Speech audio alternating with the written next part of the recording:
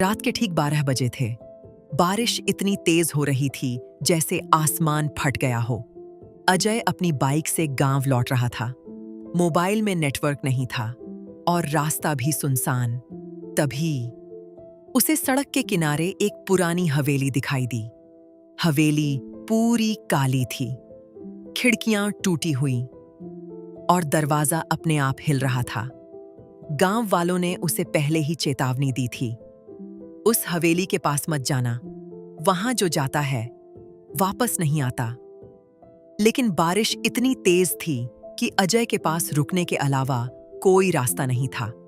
जैसे ही वो अंदर गया, दरवाजा अपने आप बंद हो गया। धड़ाम! अजय डर गया। उसने पीछे मुड़कर देखा, लेकिन वहां कोई नहीं था। हवेली के अंदर अजीब सी बदबू थी। दीवारों पर पुराने खून के निशान बने थे। तभी ऊपर से किसी लड़की के रोने की आवाज आई। बचाओ! अजय कांप गया। उसने मोबाइल की फ्लैशलाइट ऑन की और धीरे धीरे सीढ़ियों की तरफ बढ़ने लगा। हर कदम पर लकड़ी की सीढ़ियां छर्र छर्र की आवाज कर रही थीं। ऊपर पहुंचते ही उसे एक कमरा दिखा। कमरे का दरवाजा थोड़ा खुला हुआ था। अंदर पूरी अंधेरी थी। अजय ने जैसे ही दरवाजा खोला, उसकी सांसें रुक गईं। कमरे के बीचों बीच एक लड़की सफेद कपड़ों में बैठी थी। उसके लंबे बाल जमीन तक थे और उसका चेहरा पूरी तरह जला हुआ था।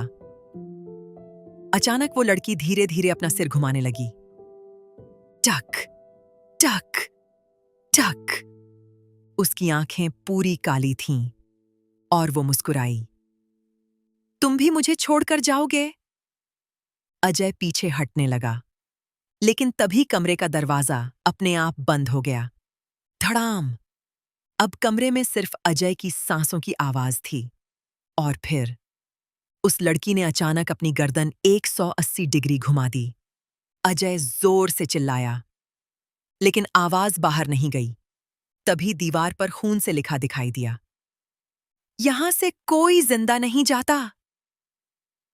अचानक पूरे कमरे की लाइट जलने लगी, बंद होने लगी, और हर बार लाइट बंद होने पर वो लड़की अजय के और करीब आ जाती। पहली बार वो कमरे के कोने में थी। दूसरी बार वो उसके सामने थी। तीसरी बार वो गायब हो गई। अजय डर के मारे कांपने लगा। तभी उसके कान के पास किसी ने फुसफुसाया, मैं तुम्हारे पीछे हूं। अजय ने धीरे धीरे पीछे मुड़कर देखा और उसकी चीख पूरे गांव में सुनाई दी। अगली सुबह गांव वालों को हवेली के बाहर सिर्फ अजय की बाइक मिली, लेकिन अजय कभी नहीं मिला।